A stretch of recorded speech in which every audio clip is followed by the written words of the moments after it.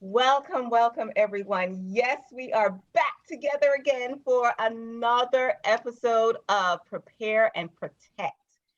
And we are doing this kind of sort of in relationship to COVID 19, but really and truly, it's about life and it's about cycles.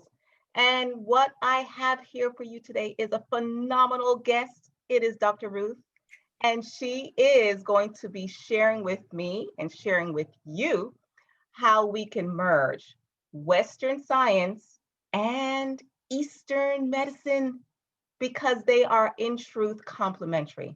It drives me up the wall when people refer to Eastern medicine as alternative medicine. Like, what the heck is that? There's no alternative medicine. It's all part of the same. We are just looking at life from different lenses, different perspectives. Subsequently, I congratulate you for being here with us tonight because I know you could have been in many other places. You could be looking at 50 million YouTube videos. You could be looking at the haves and the have nots or whatever it is that's on Netflix and Hulu. But you chose to prioritize your health and well being by being here today with us. So, without further ado, I'm going to invite Dr. Ruth. Not, and so for those of you who are dated like me, when I say Dr. Ruth, we think of the old white lady with the little glasses talking about sex, but this is a different Dr. Ruth, but she is just as exciting and scintillating and full of wisdom. So without further ado, Dr. Ruth. Hello, everyone. So first of all, I'm a licensed acupuncturist. I'm not a doctor. So just to clear that, you can get a doctorate. I haven't got that. So I have a master's degree and in acupuncture, which is very exciting. So today, I think what we're going to do is talk about the seasons, and we're getting ready to move into, well, it's autumn right now. I don't even know when the first day of autumn is or was. It was September 21st. Okay, September 21st. So we're in autumn. And each organ has a different season. And right now, autumn is the season of the lung and the large intestine. So as we move through the season of autumn into winter, we move into the kidney and the bladder. And we want to prepare and protect our vital organs from being too cold and not eating the proper foods and nourishing ourselves so that anything that comes our way, it can be allergy season right now, it can be cold and flu season. As we know, we're in the midst of a pandemic. And so that's an exacerbated flu, really. So because it's a viral component in the body. So it can run amok and run unchecked.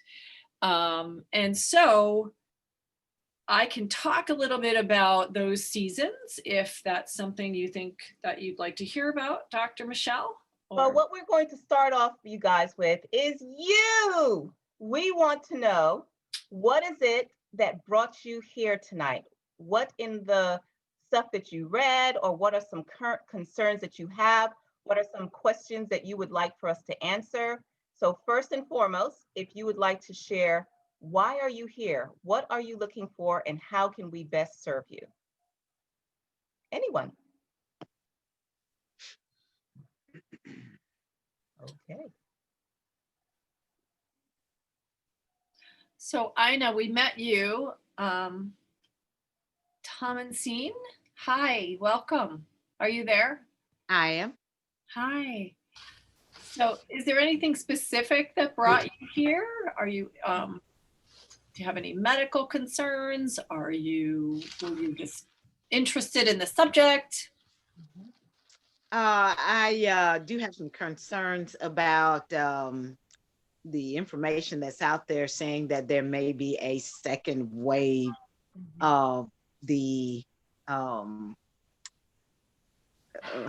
issues that go along with COVID. And I just know that usually cold and flu kind of stuff kind of picks up anyway. And so I just want to be begin to prepare myself as far as my body's concerned. I love the idea that you mentioned the organs that go with these seasons. And so that gives me a mindset of what I need to work on. But I'm just anxious to hear what you have to say as a way to prepare and, for what may be coming. Perfect. And Ina, anything that you would like for us to cover? Any concerns that you have? Just what you mentioned about stress because of all the political dialogue and what's going on in the media, COVID as an issue, but then just the election, presidential information is all very stressful. Yes, absolutely, absolutely. So I'm going to ask Ruth to start us off in terms of, from an Eastern medicine perspective, how do we prepare for this new cycle that we are going into? Well, it's really interesting that we talk about prepare and protect, and Ina specifically said stress. And so when we hold our breath, we actually exacerbate anything that's going on in our body. So we want to continue to have flow. And the autumn is the time of the lung and large intestine. And so lung is about inspiration and exhalation. So you want to make sure that you have that constant movement of breath. And sometimes when I get stressed, I grit my teeth, and I could be standing up waiting in a line, and I'm like, wow, I'm clenching my jaw. And I have this mental kind of checklist that I do, and I'll offer it to you. I start to wiggle my toes, and that helps me get in my body and out of my head. And it starts from my feet and it comes up.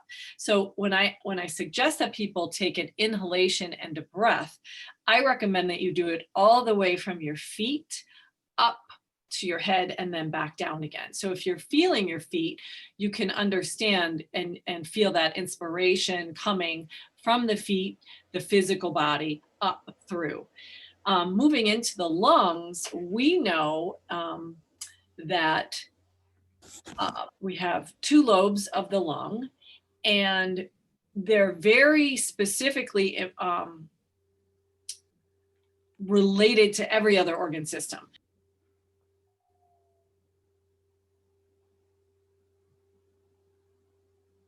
You have to unmute yourself, Ruth. Sorry about that. Did you miss any of that?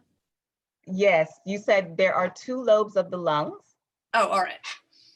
Sorry. So that's okay.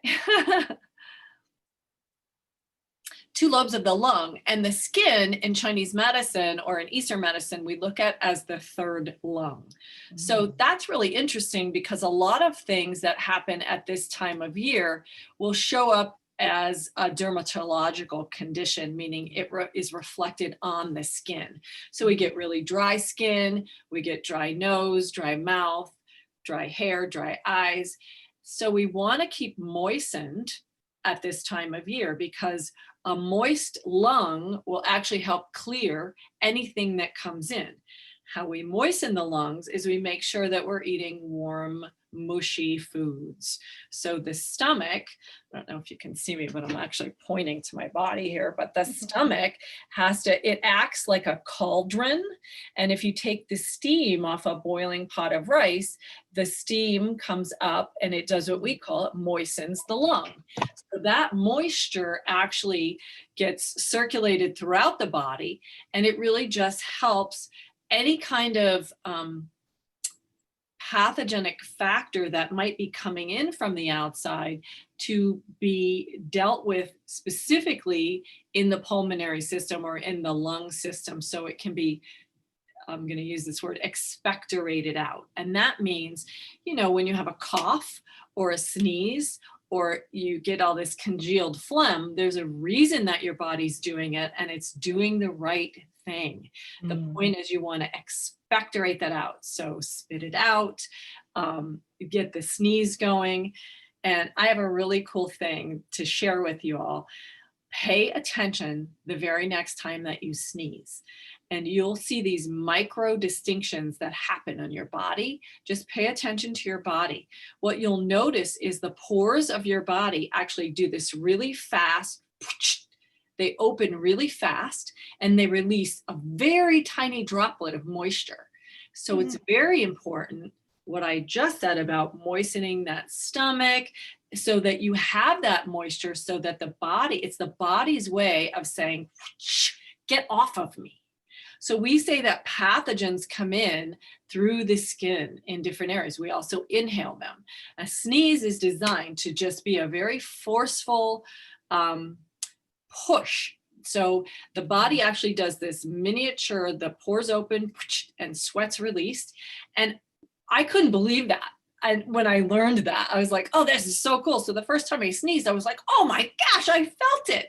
So then you'll actually feel your body's immune system working. Mm-hmm. And in Eastern medicine or in Chinese medicine, we call that Wei Qi. Now you may have heard the term Qi, and it's really loosely translated as vital force, but there's different Qis. There's the Qi that you get from food, the Qi that you get from the air that you breathe, and then there's your protective Qi that actually circulates on the body. So that Wei Qi is active and strong when you feel those pores open and push off that possible pathogen that's coming in. And let's hear what you have to add now. Oh my, I'm just excited with everything that you're saying, especially when you're talking to us about the lungs and the large intestine. And what I always share with people in terms of preparing for the winter is, in a sense, to go through a cleanse, to clear away those obstructions and those things that can create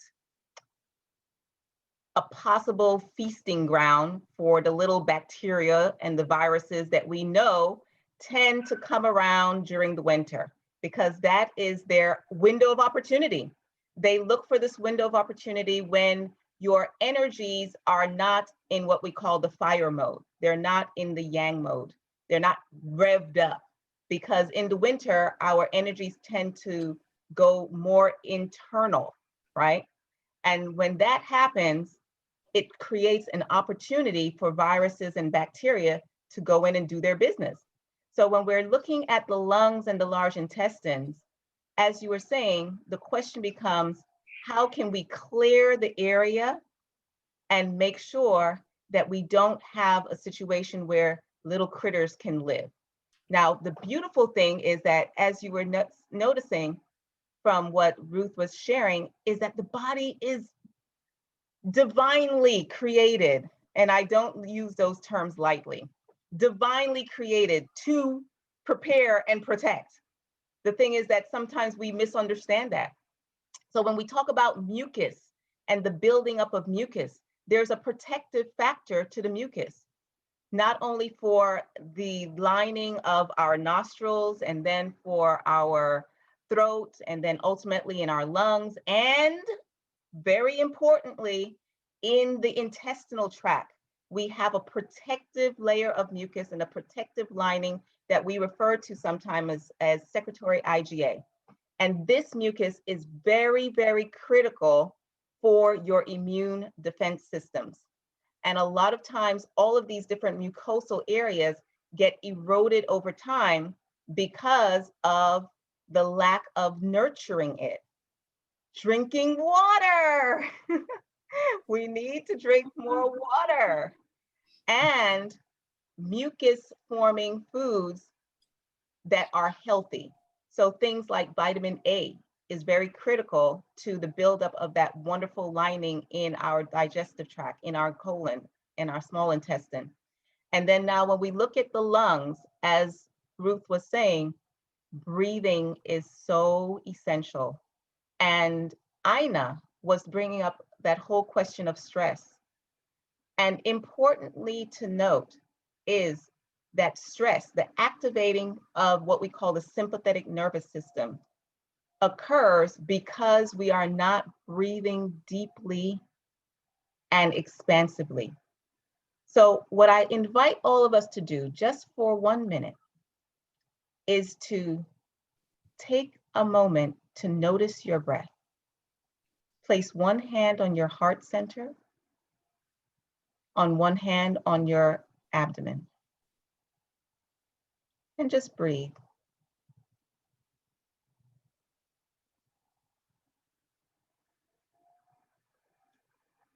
and notice where you see the movement or feel the movement. Now, when we speak of breathing in deeply and expanding the lungs, allowing the lungs to fully open up, when that happens, it pushes down on the diaphragm, which creates a vacuum, and then the abdomen expands. So when we breathe deeply, where we should really notice a movement is in the abdomen. Unfortunately, many of us are used to breathing very shallow to the point where it's only filling the upper third of our lungs. And so we notice that only the chest is moving. And I'm exaggerating, okay? But when we breathe deeply, when we allow the lungs to expand, and then breathing out completely. Now, this is very critical because it is the exhalation, it is the out breath that allows you to shift into parasympathetic, which is your rest and digest, which is to take the edge off of the anxiety and the quote unquote stress that you may feel. It is the exhalation that allows you to get rid of toxicity, to expel the carbon dioxide from your body, which could create further imbalances in your kidneys. See, a lot of people don't realize this, that when you are not breathing in oxygen sufficiently and breathing out your carbon dioxide efficiently, it puts extra stress on your kidneys to create buffers to prevent the acidity from accumulating within your bloodstream and also within your body. So one of the most effective ways of preparing for the winter, for preparing for quote unquote the next wave, is breathing, to allow you not to be caught up in this wind of fear and anxiety that is being pushed and promoted in all of the propaganda that is in the media and in the politics and everything of that nature. To breathe deeply and breathe out completely. And as Ruth said, to let's start looking at when we are sneezing. And I know it's like the curse of death these days. Nobody wants to sneeze because if you sneeze, like, oh, COVID, COVID, COVID, you know. Oh Lord, the craziness of this world. And so you may sense within yourself a need to suppress a sneeze. And I implore you, do not suppress your sneeze. If you have to, go to the bathroom or wherever it is and cover yourself down or whatever you feel you need to do, but expel, allow your body to release that toxicity, because see, this is one of the first areas of defense. When something toxic comes into the nose, those little hairs, the little cilia, right? They say, this does not sound too good to me. And you may be triggered to sneeze. That's the first knee-jerk reaction in your body, to sneeze. That's the first thing that says, let me try and get it out. Let me try and get it out. Even when we build up that mucus, a lot of times you see that people are taking different things to suppress the mucus. No, we don't want to suppress the mucus. If the body is creating mucus, it's for a reason. It's trying to get rid of something. This is the vehicle that the body uses to get rid of toxicity. So it's just like diarrhea. Do not take something to stop the diarrhea. No, drink some more water, get your electrolytes in and get that stuff out. She was talking about the skin, which is the extension of our lungs. And so if you notice that you have flaky skin, that's your body trying to get rid of something. If you notice that you have acne and boils and things coming out of your skin, that is your body trying to get rid of stuff that is compromising your health and well-being. So I'm going to pass it back over to Ruth. Awesome. Wait, before I do, any questions so far on anything that either of us have spoken about?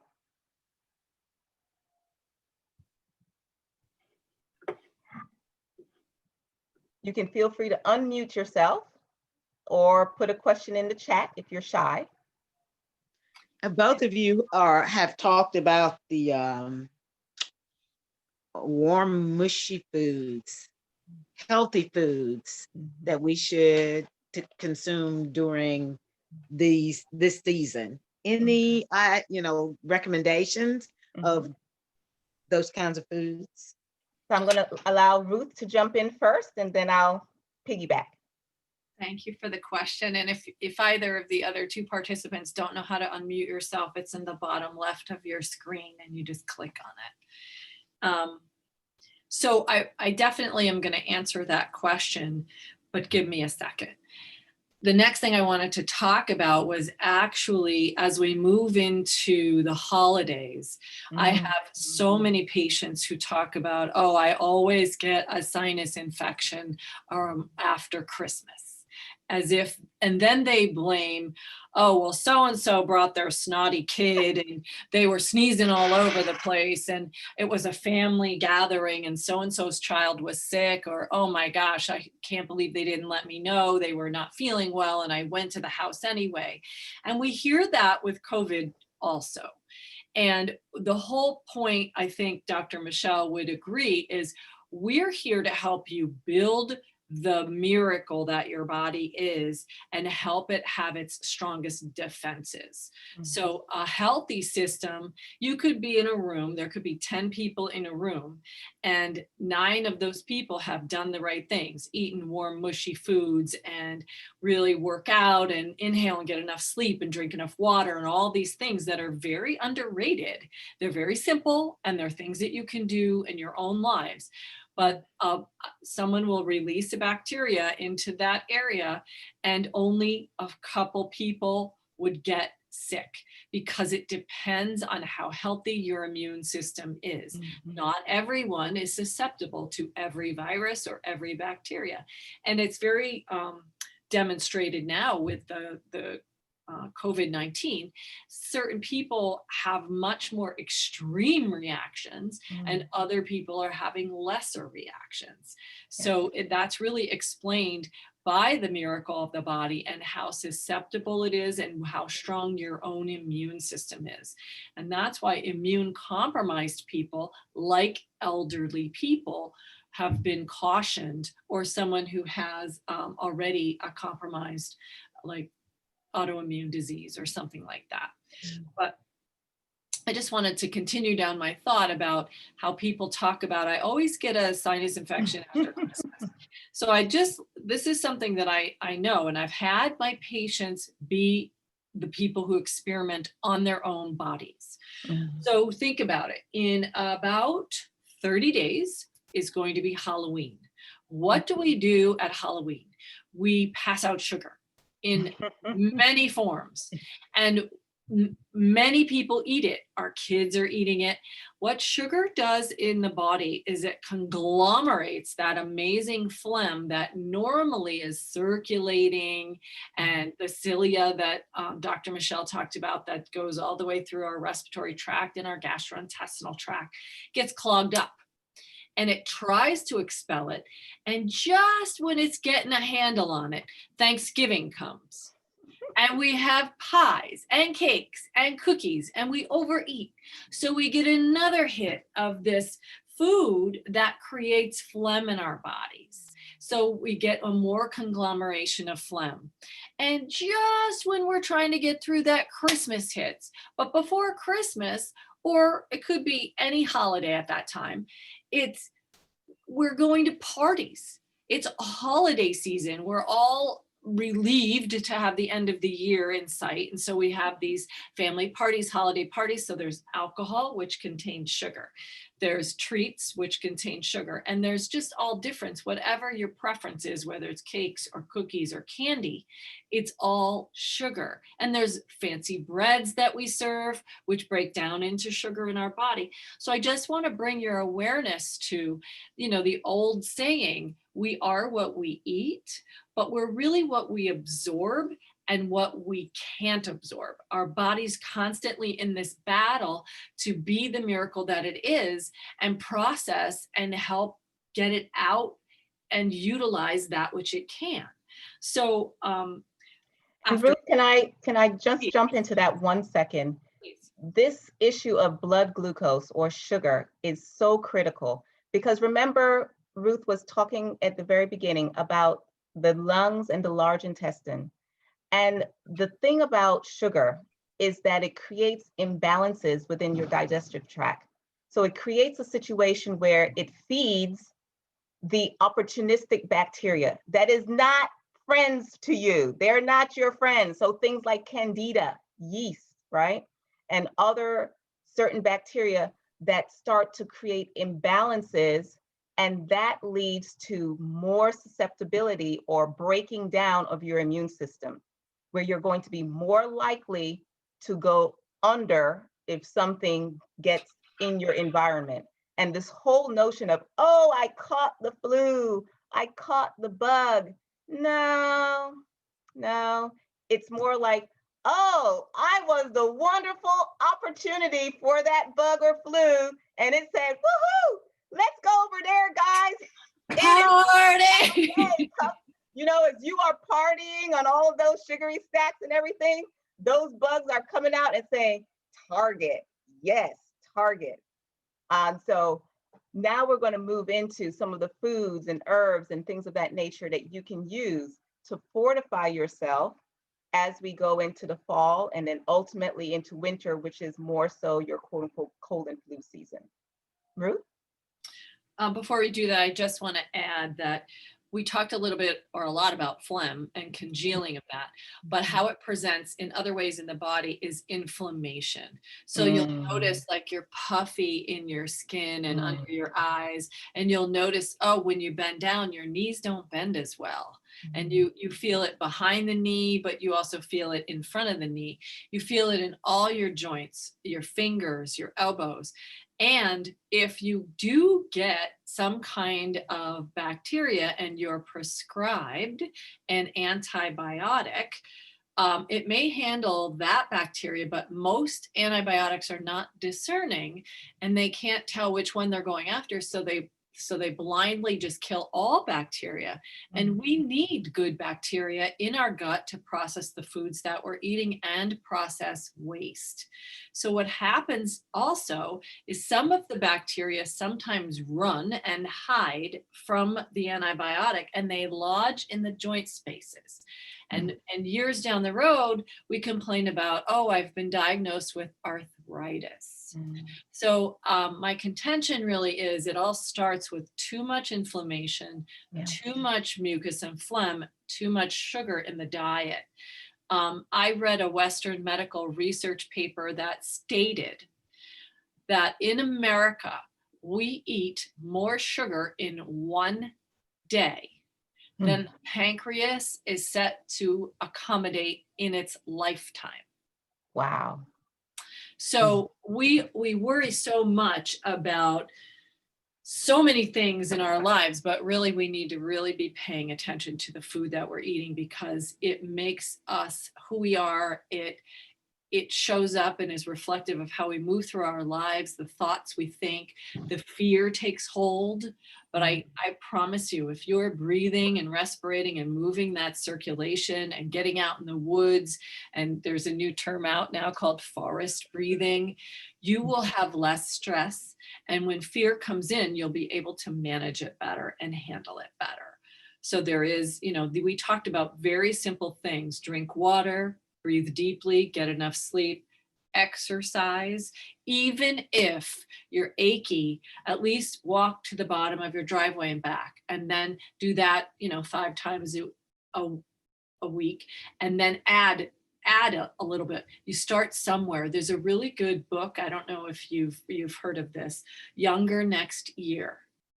And it talks about how to do it simply, and it's lovely.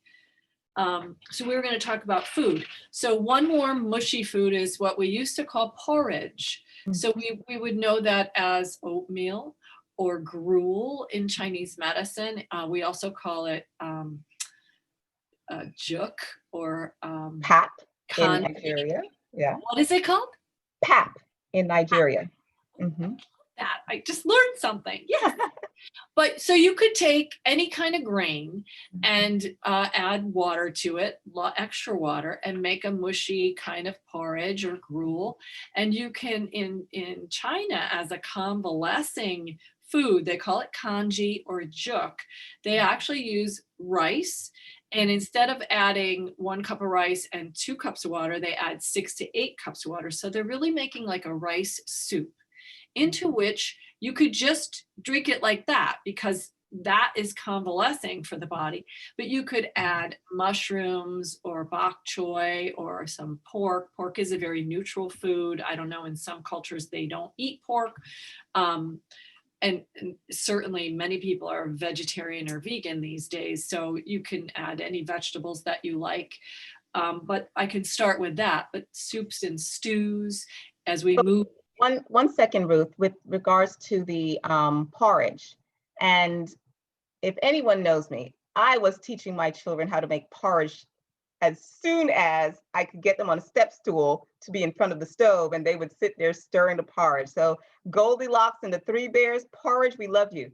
Now, what I want you to keep in mind is when we say to use things like oatmeal and different grains, we are talking about the whole grains. So in particular, not the quick oats.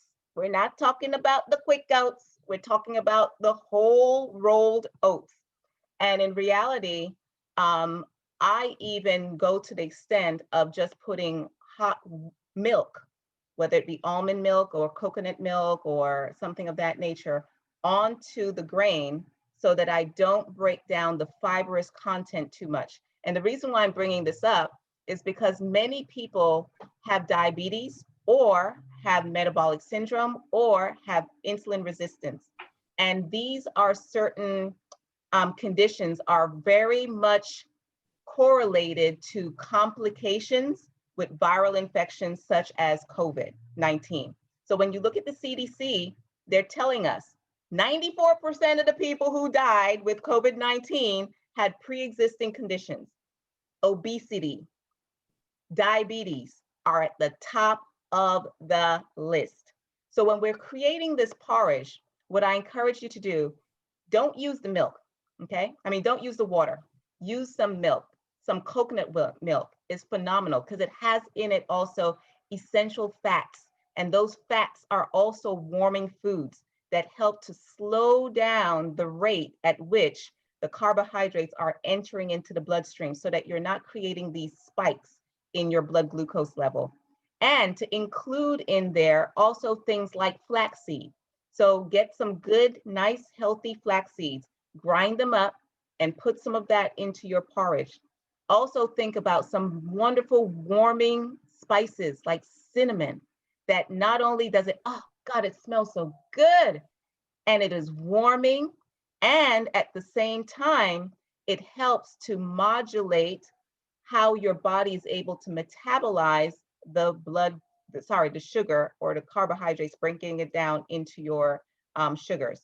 So those are some things to keep in mind when you're making various types of cereals, porridges, and things of that nature. Ruth? Thank you. Oh, I just love this transition. I have a newsletter that I would happily share with everyone about kitchen spices and boosting immunity. So cinnamon, cardamom, cloves, and turmeric all have antiviral and antimicrobial properties. Yay. Cinnamon can also be used for wheezing and as an expectorant for the lungs. Yeah. So I love that. Sorry, go ahead. And all of those, with the exception of turmeric, well, my father, he puts turmeric in everything, okay? But for me, I don't think I want turmeric in my porridge. Well, I make porridge in a sweet way, so what we also add to there is just a little bit of honey. And if you are able to get raw honey that is straight from the beehive, straight from the bee farm, phenomenal for boosting immune system because it gives you the pollens and things from your local area, and it helps to acclimate your immune system to the seasonal changes of the pollens in your area.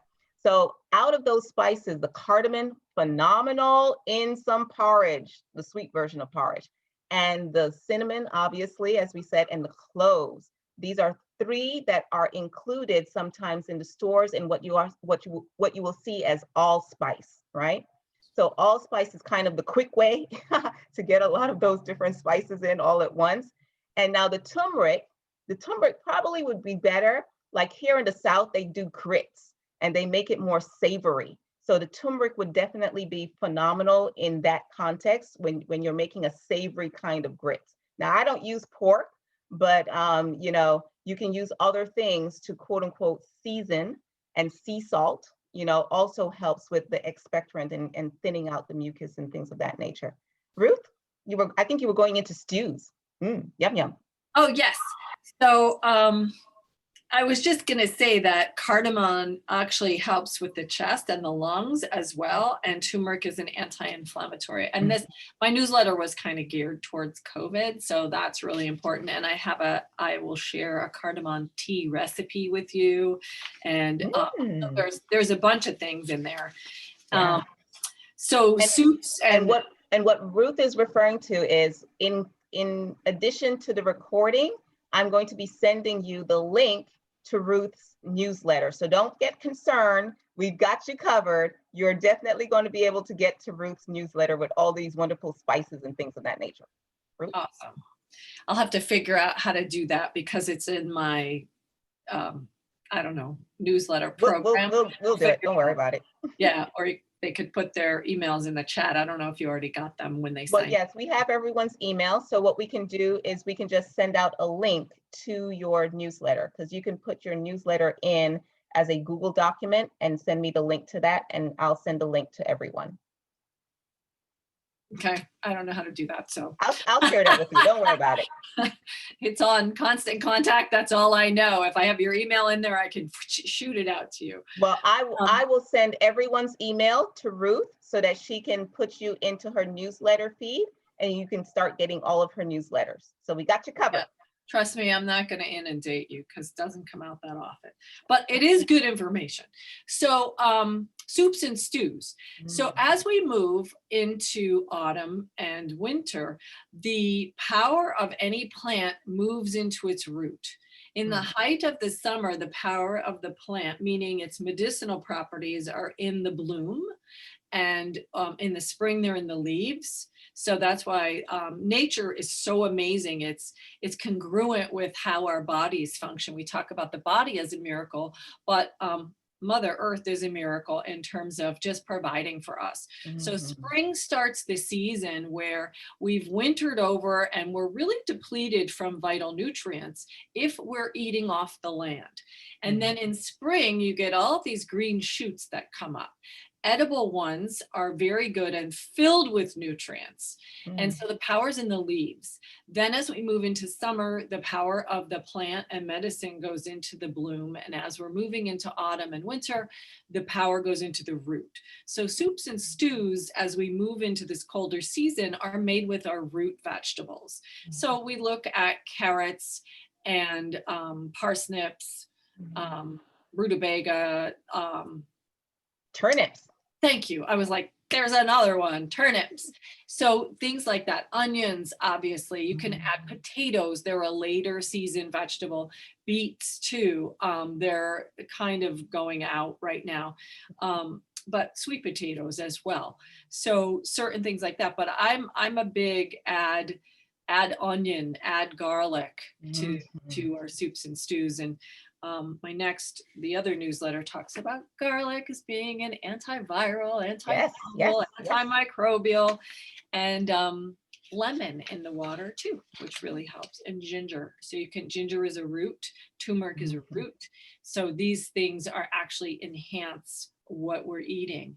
And, you know, they're things that our grandparents and our ancestors used in their wisdom.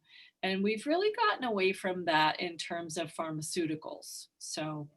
Oh, someone says, Ina says butternut squash. Yeah, all the squashes. Yes, yum, yum. And pumpkins. Yeah. Exactly. Yeah. Yes. And, you know, going along with what you were saying about garlic, my dad has a saying, garlic is like the savior for everything, right? Because, and he has this corny joke, and I'm going to share with you.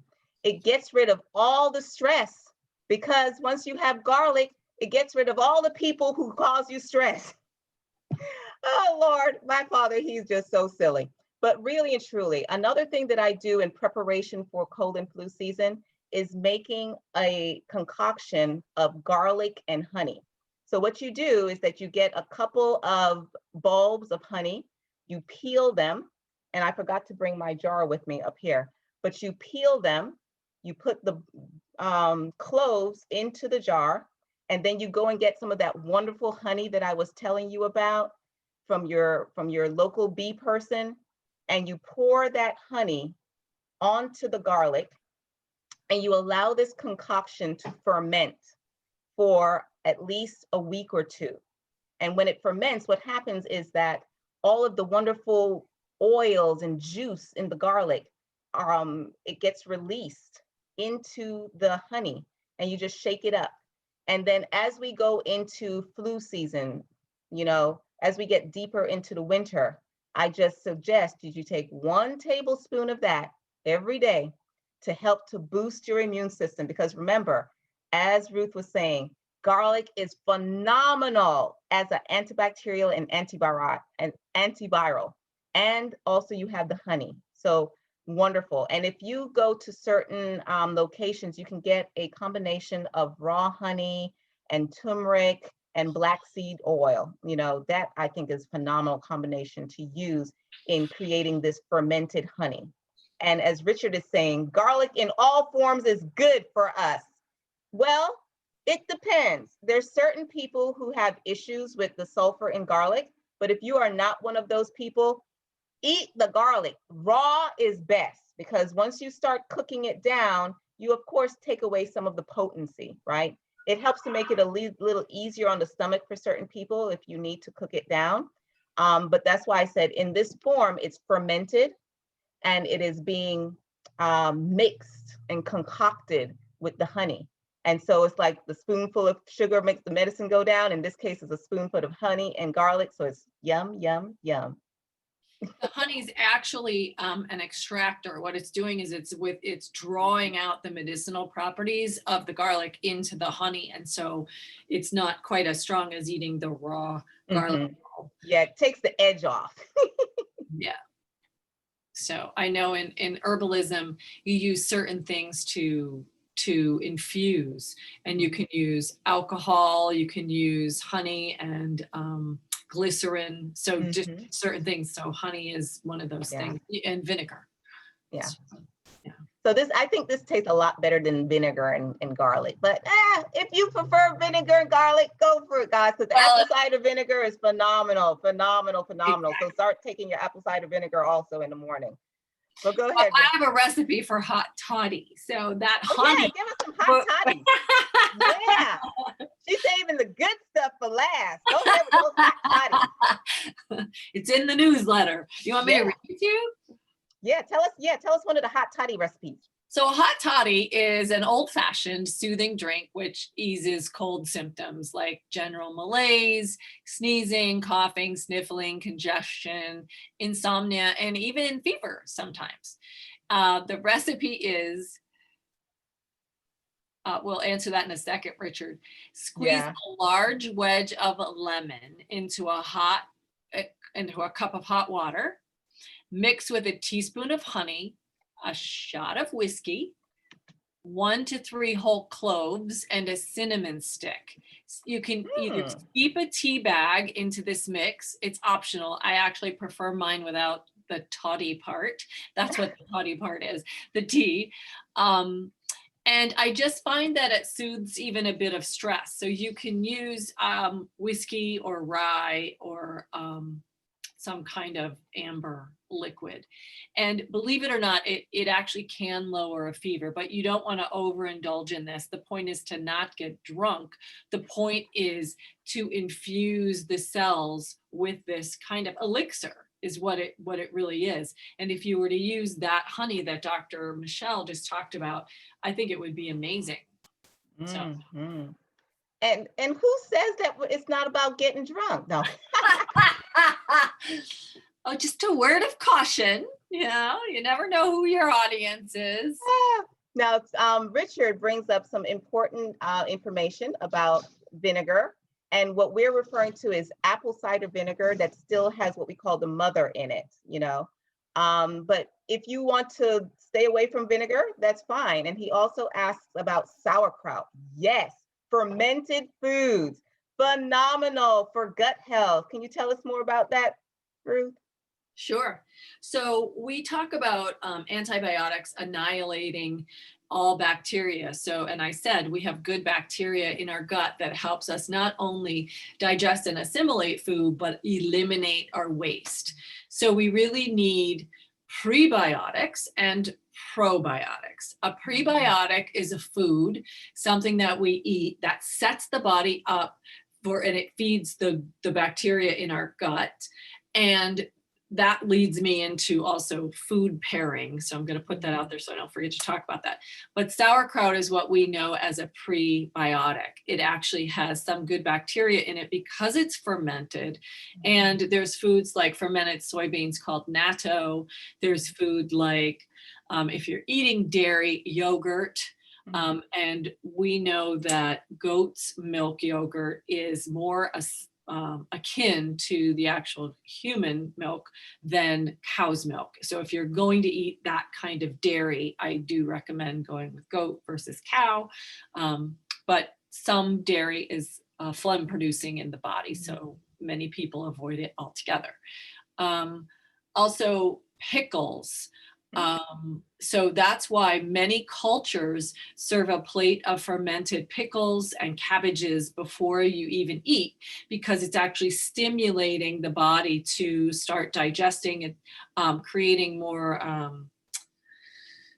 enzyme production. So digestion starts in the mouth. And Ina tells us about kimchi. And all of these are wonderful fermented foods, but keep in mind that when we're talking about things like pickles and sauerkraut and kimchi, we're not talking about the ones that you get in Walmart that are in the jars that have all the preservatives. Because guess what? Those preservatives have killed everything called healthy bacteria. So in another session, we're going to talk more about how you can make your own sauerkraut and kimchi and things of that nature. It's a very simple process. You can even go to YouTube and type it in, but it is phenomenal. And I encourage you to consider making your own sauerkrauts and pickles and kimchis, because that is when you get the health benefits. Unless you go to some other higher upscale health food stores that have these products in the refrigerated section where it hasn't been packed full of preservatives that have killed off all of the healthy components. Or pasteurized, or pasteurized, exactly. Which just means it's been raised to a high level of heat. And which has killed everything. But I just want to talk about food pairing for 1 second. There's a reason in many cultures we pair food. So like sauerkraut is often paired with pork because it helps the body digest the pork better. Lemon is paired with fried fish. Vinegar is sometimes paired with French fries. So you're using these different food pairings, and you never think about it, but you go, oh, I like lemon squeezed on my fish. Well, why is that? It's culturally acceptable, but there's certain, I'm sure in every culture, there are food pairings that I don't know about, but I'm just speaking of a few that came to the top of my head right now. But pork and sauerkraut is one. Do you know of any off the top of your head? In kimchi, for example, there's just like you said, you know, with the vinegar, also with the lemon, and looking at how we pair our different food groups, you know. So looking at having our carbohydrates be separate from eating our proteins. Because what happens is that as they go through the body, your proteins require a different level of acidity in the stomach versus your carbohydrates.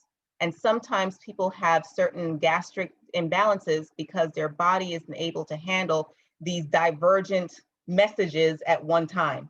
You know, so you're throwing French fries in with a big slab of beef, and your body's trying to say, do I need to have an alkaline pH or do I need to have an acidic pH? Because, you know, those potatoes require one thing and that beef requires another thing. And now your stomach is trying to figure out what the heck to do with all of that stuff.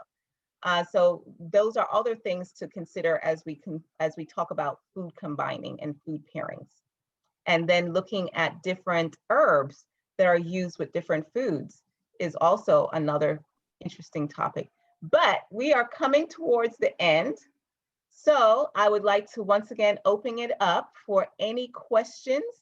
And then I would like for Ruth to talk about how you are able to work with her and learn more about how she can help you to prepare for the upcoming changes in seasons and the upcoming cycles where we tend to be more susceptible to things like viruses and bacteria and things of that nature. So any questions as we start to come to a close?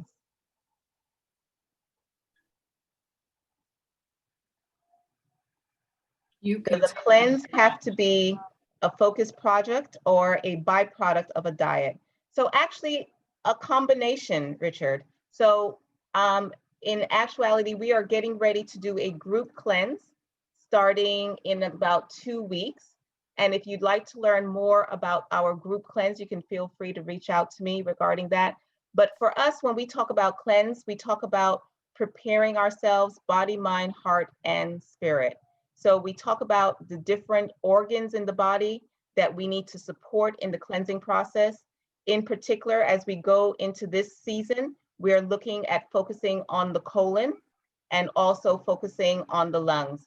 Unless there are certain particular needs for an individual, then we may talk a little bit also about the kidneys and the liver, but usually we leave those off for, spring cleanses.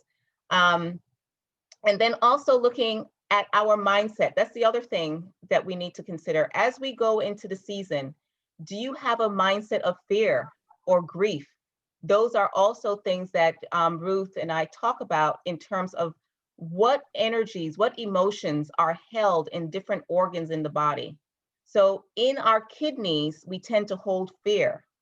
And this is definitely something that we need to look at releasing and cleansing from our being because it is compromising the health and well-being of our kidneys. We also tend to hold things like grief in our intestinal tract. Again, those things need to be released. Cry, go whatever you need to do to release those types of anchoring of emotions that compromise different areas of the body. So that preparation or that cleanse is not only about quote unquote the diet, but it also has to do with our mindset. Are we going into the season with trepidation? Are we going into the season with a heavy heart of fear? Are we going into the season thinking, oh man, I'm going to be taken out. Oh man, I can't be with my family. Oh man, all of these things are incorporated when we talk about cleansing, and we utilize foods and herbs and different things to help us to clear on all levels. Ruth? Many times people will ask me, oh, I have this ailment, what can I take? And in my assessment, I assess, really, you need to add nothing to your body. What we need to do is start taking stuff away because you're causing too much inflammation or you have just overload. It's more than the body can actually tolerate, which causes illness. So a cleanse is amazing. I do run a 30 days to healthy living, which some of my patients do 60 days, 90 days, 120 days. And by then it's really just about eliminating foods that cause inflammation and learning how to use whole foods from the ground. If it grows in the ground, you can eat it generally or from the ground. So processed foods like, and they say whites, right? Like white sugar, white flour, not good because what are you putting flour in? Usually brownies or baked goods, and sugar, same thing, or added sugar into like lemonade or something. So that's my share in terms of don't think about adding so much as simplifying and taking away and eating really healthy foods. and I think that you'll go into this season and come out of this season revitalized and having a lot of vitality. So thank you. So now, Ruth, how can people reach you, and what opportunities do people have to work with you initially? Do you have an initial discovery session or something of that nature? I do. Right now I'm not set up to do telehealth, which is going to make Dr. Michelle cringe because she's been telling me you have to do telehealth.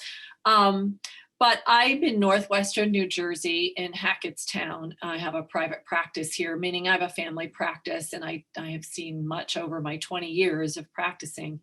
But I do run a 30 Days to Healthy Living program for anyone in America that I could meet with you on the phone or via Zoom or anything. I put my website there, but my telephone number here. And this is my cell, so it's textable, or you can call me on it. And we'll put that in the email that goes out tomorrow with the recording also. Okay, great. And just so we're clear, the 30 Days to Healthy Living is a package of, you buy a protein powder so you can eliminate stuff that you might have been eating poorly from 1 or 2 meals. And so you would start with making a nice nourishing shake that we're not getting enough vitamins. I used to live on an organic farm for 3 years, and I ate biodynamically created food. So that means what comes out of the earth, they're putting back in, they're using compost, and it's really, really healthy food, the healthiest that you can get on the planet right now. And I found I still wasn't getting enough vitamins. So I love vegetables. I grew up on a farm, and I find that adding vitamins into what I'm eating, and I love powdered vitamins. So there's all these options. But when you're cleansing, I'm curious what you're running. I think I might do that with you. So I'm glad we're actually doing a 90-day program where we're doing 3 cycles of 21 days. And we work on the premise of building so that you can cleanse more efficiently, because I've been doing this for over 20 years now. And I've found out that people who have the better experience in cleansing are people who are prepared. And in this case, as Ruth was saying, you have to have those vital nutrients inside of you to be able to cleanse and detoxify efficiently. Otherwise, you end up with a lot of people who say, man, I went through the cleanse and I was tired, I was fatigued, I was cranky. And you don't want any of that. You don't want to have that kind of yucky, what we call healing crisis experience. And so in order to prevent that from occurring, we prepare by building your system with those nutrients and with the positive affirmations and with the breathing practices and things of that nature. So you can, like I said, you can feel free to reach out to me about that. And I'm going to make sure that you have all the information regarding Ruth so that you can get in contact with her. She's on Facebook at Karma Bridge. Uh-oh, it just slipped away from me. Karma Bridge Acupuncture and Herbals. Acupuncture and Herbals. I just put it in the chat for everybody. If you have any questions after this, you can feel free to contact Ruth directly with her email address. And also you can always respond to any of the emails that I send to you, because I read all the emails that are sent to me. Nice. So I'm going to ask you, Ruth, to wrap us up for the evening and to send us off. What is the last most important thing that you would like us to keep in mind? Me? Oh, sorry. Really just trust yourself and your own inner wisdom.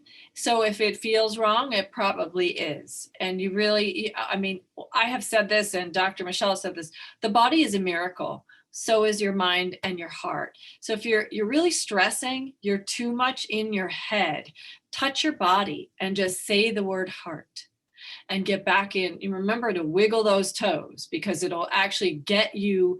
And you know, a kidney point, main kidney point is right here on the bottom of the foot. And the kidney is the foundation of all the organs. So if you wiggle your toes and you actually feel the bottoms of your feet, I think you're in better shape than sticking in your head often. So, and get enough sleep and drink enough water.